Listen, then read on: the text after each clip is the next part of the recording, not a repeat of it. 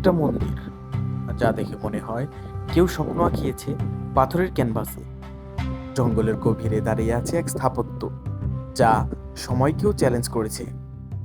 এটা শুধু ইট পাথরের গাঁথুনি নয়, এটা অ্যাঙ্কর ওয়াট, পৃথিবীর সবচেয়ে বড় ধর্মীয় স্থাপনা আর খবের সাম্রাজ্যের এক জীবন্ত নিদর্শন। আজ আমরা খুঁজে পাবো সেই গল্প যেখানে ইতিহাস, ধর্ম আর জাদু মিশে গেছে একসাথে।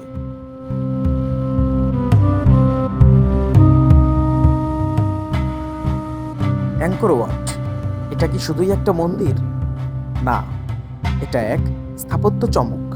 এই মন্দির এমনভাবে তৈরি যেন সূর্যোদয় ও সূর্যাস্ত এর ছায়া তৈরি করে অসাধারণ দৃশ্য। প্রতিটি দেয়ালে খোদাই করা হয়েছে রামায়ণ মহাভারতের গল্প। প্রায় 3000-এর অধিক খোদাই করা নর্তকীর ভাস্কর্য আজও চোখ ধাঁধিয়ে দেয়।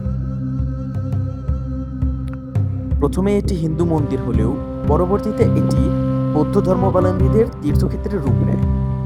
খমের সাম্রাজ্যের পতনের পরও অ্যাঙ্কর ওয়াট কখনো পুরোপুরি ছেড়ে যাওয়া হয়নি। আজও বৌদ্ধ ভিক্ষুকদের প্রার্থনা ধ্বনি এখানে শোনা যায়। প্রায় প্রাচীন আর আধুনিক যেন একসাথে বাঁচে এই মন্দিরে। অ্যাঙ্কর ওয়াট ছিল এক বিশাল নগর অ্যাঙ্করের অংশ। এই শহরে একসময় 7 লাখেরও বেশি মানুষ বাস করত, যা তখনকার লন্ডন, প্যারিস থেকেও বড় ছিল।